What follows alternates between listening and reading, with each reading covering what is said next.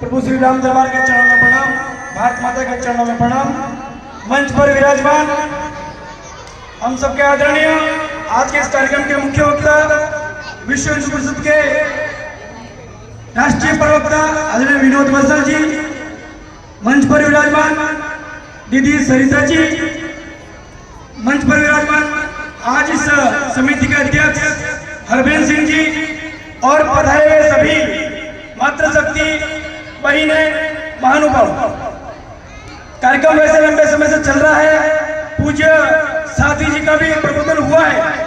मेरा आप सबसे इतना ही निवेदन है कि हम आज हिंदू संबंध के नाते आए हैं, साथ में सांस्कृतिक कार्यक्रम के माध्यम से हमारी छोटी छोटे जो देश का भविष्य है, युवा है, बच्चियां हैं, बच्चे हैं, अपनी प्रस्तुति के माध्यम से देशभक्ति कैसे जगे, हमारे संस्कारों का पूजन पहले कैसा हो, हम अपने आप को सुरक्षित कैसे रखें।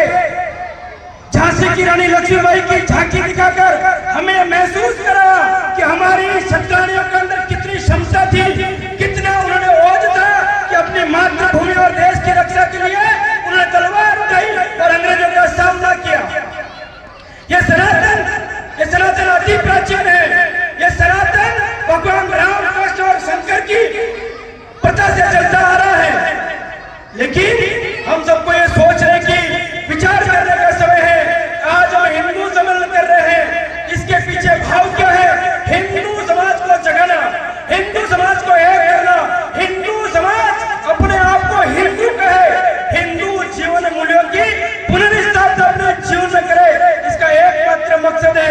इसकी जरूरत इसलिए पड़ी क्योंकि इतिहास के अंदर हिंदुओं ने जब जब तलवार उठाई, जब जब अपने रक्षा के लिए शस्त्र उठाए, हमारे संतों ने शस्त्र और शास्त्रों की शिक्षा दी। भगवान राम ने अपने जीवन के अंदर हमेशा धनुष और बाण साथ में रखा। भगवान कृष्ण ने अपने हाथों के अंदर सुदर्शन चक्र रखा। भगवान शंकर को हम पूजते हैं, उनके हाथ में त्रिशूल है।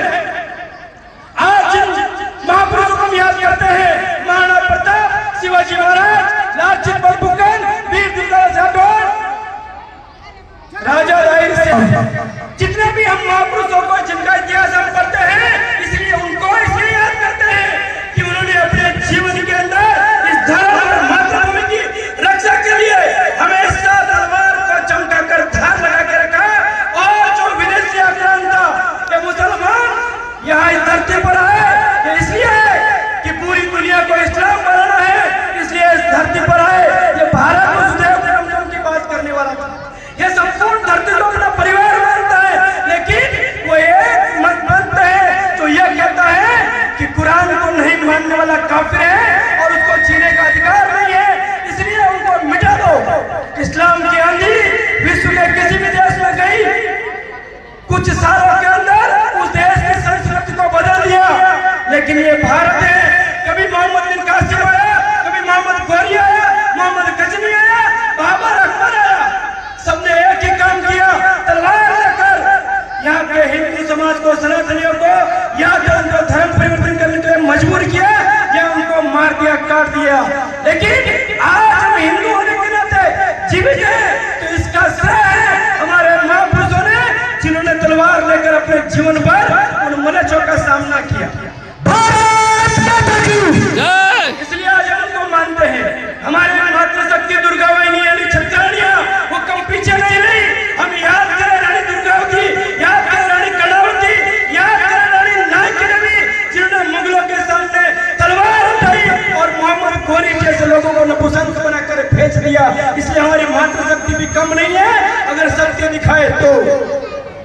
आज हमें सोचने की आवश्यकता है, थोड़ा विचार चिंतन करें कि जिस समाज के इतिहास में अपनी मातृभूमि और धर्म को बचाने के लिए ऐसे वीर होते हुए आज हमारे समाज को क्या हो गया कि आए दिन हमारे इस शोभायात्रा पर हमले होते हैं, आए दिन हमारे मोहल्लों के अंदर हमले होते हैं, हमारे मंदिरों के ऊपर हमले होते हैं। हम भागते नजर आते हैं, हम सामना करने के लिए तैयार नहीं है। ये हमको सोचने की आवश्यकता है। हमारे खिलाफ जो षड्यंत्र चल रहे हैं, कभी लव जिहाद के माध्यम से हमारी बहन बेटियों को उठाकर उनको धर्मांतरित करके उनको बुर्का पहना दिया जाता है। ये सोचने की आवश्यकता है कि उनका षड्यंत्र क्या है। उनका षड्यंत्र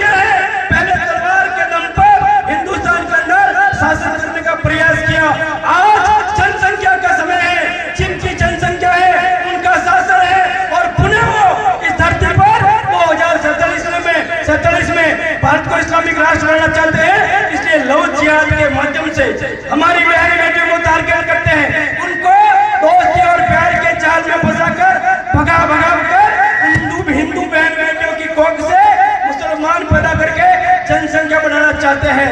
मैं कहना चाहता हूं कि हमारे संस्कार हमारे परिवार में कैसे कम रह गए कि जो बेटी 18 साल तक अपने घर के अंदर व्रत करती है, पूजा करती है, पाठ करती है, गाय को रोटी देती है, और वही बेटी उस मुसलमान के चंगुल में आकर गाय को काट कर खाने वाले के साथ कैसे भाग जाती है। जय श्री राम। सट्टावालकर का केस दिल्ली में हुआ था, आप सबने टीवी में देखा। एक हिंदू समाज की बेटी जिसको कोई भगा कर ले आता है और धीरे धीरे उसको प्यार में फंसाकर अपने परिवार से दूर लेकर गया, लेकिन वो जब दूसरी को लाने वाला था उसने विरोध किया तो हमारी बेटी को 35 टुकड़ों में काट कर फेंक दिया। ये दिल्ली का ही केस था।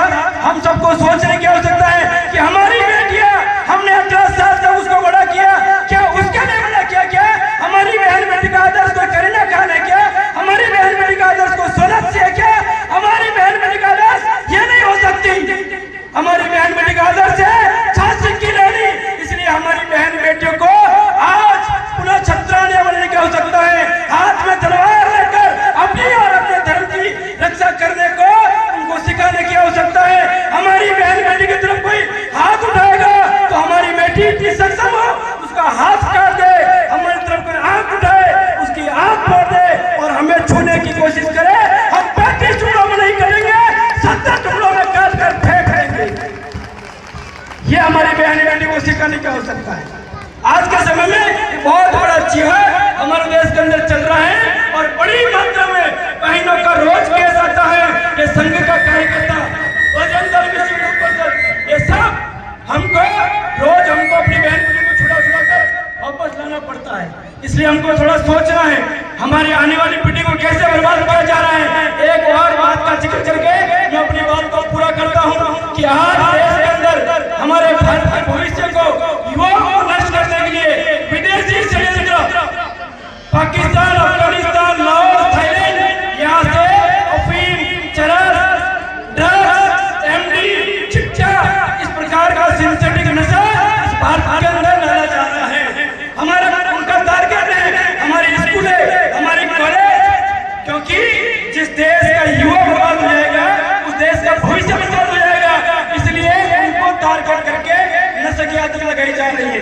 आज देश के अंदर 16 करोड़ युवा नशे का एडिक्ट हो चुके हैं और हम जो अपनी मेहनत करके बच्चों को पढ़ाई करने के लिए कॉलेज में भेजते हैं, उनके लिए फीस भरते हैं, हॉस्टल में भेजते हैं, लेकिन जिस बच्चे को नशे का आदत लग जाती है उनको 2-4 बार कोई व्यक्ति आता है, थोड़ा मनवार करके उसको नशा करवाता है। वो नशा जब करने लग जाता है तो वो नशा मांगता है, फिर हमारा जो बचत का पैसा है वो नशे के अंदर जाता है।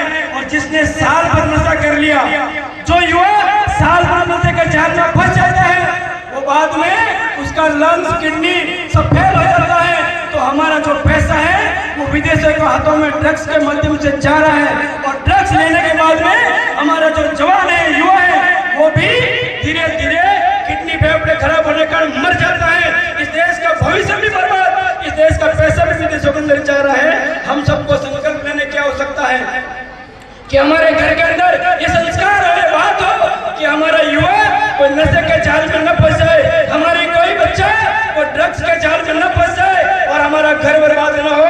ये भी हमको सोचने की आवश्यकता है। इसलिए हम सबको ये